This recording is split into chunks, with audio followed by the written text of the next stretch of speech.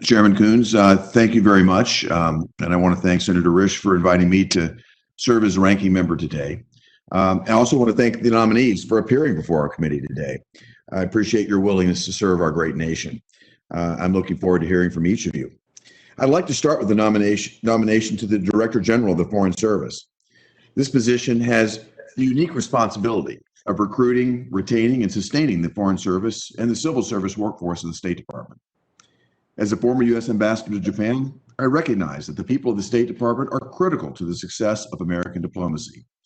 For the United States to tackle the growing number of complex global challenges, we should seek to build the finest diplomatic corps in the world. I look forward to hearing from the nominee about how we'll achieve this goal. Next, I'd like to turn to the nomination to be Assistant Secretary of State for International Security and Nonproliferation. As strategic adversaries such as China, Russia, Iran, and North Korea continue to expand their arsenal of weapons of mass destruction, the world is becoming more dangerous each day. The United States should look for opportunities to expand counterproliferation efforts and ways to stop the spread of weapons of mass destruction. I'm particularly interested to hear from the nominee about his views on the increasing WMD threats from China, Russia, Iran, and North Korea, and what the United States should be doing. I'd like to turn next to the nominee to be the Special Representative of the President for Nuclear Nonproliferation. There are a growing number of countries, such as China and Iran, that pose significant challenges with respect to nuclear energy and nonproliferation norms.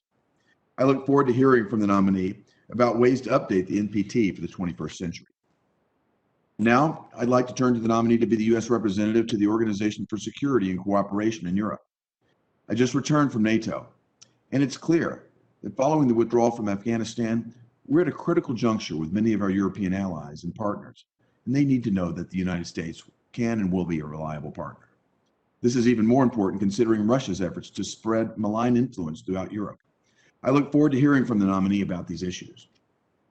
And now I want to turn my attention to the nominee to be the representative of the United States to the United Nations and to other international organizations in Geneva.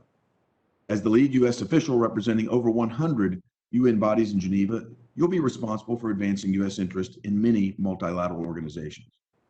As we all know, China and other strategic adversaries are looking to expand their influence by remaking global institutions in their image. I look forward to hearing from the nominee about what steps she intends to take to fight for America.